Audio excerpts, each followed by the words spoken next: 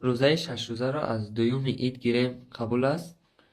برادرای عزیز و گرامی، مقصد بعد رمضان ما ماه شوال داریم. ماه شوال داریم و هر کسی که این 6 روزی ماه شوال روزه میگیرد بینهایت پاداش‌های بزرگ دارد. خیلی پاداش‌های بزرگ دارد. البته پاداش‌هاش و اجرهاش بر رمضان کنه میرسد، ولی بینید که حتی کمبودی‌ها و لغزش‌هایی که ما از سال آینده تا این سال کردیم یا از حاضر تا آینده میکند، همش الله مهربان از بندش مغفرت میکنه. گوییم خیلی پاداش بزرگ دارد.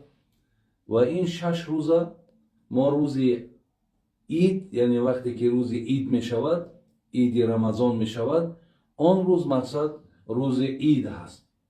ما میتونیم که مقصد انا روزه هامون مقصد چیکار کنیم؟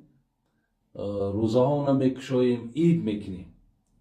ولی از بگیم دوم روز همین عید رمضان، اگر به شرطی که ما روزه 6 روزه را بگیریم، هر کسی که عادت دارد، بعضی آدما عادت شونه میگه که ای دوم روز الکی میگیرن، اینش هم اجازت است.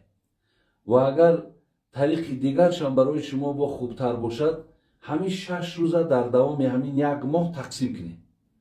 شما میتونید که مثال انا یک روز بگیرین، یک روز بخورین، یا یک روز بگیرین 3 روز دیگه بخورین، بعد بگیرین. اینش هم میشود. مقصد همین 6 روزه در دوام همین یک ماه تقسیم کنین. این هم از همون 6 روز شوال حساب میخورد.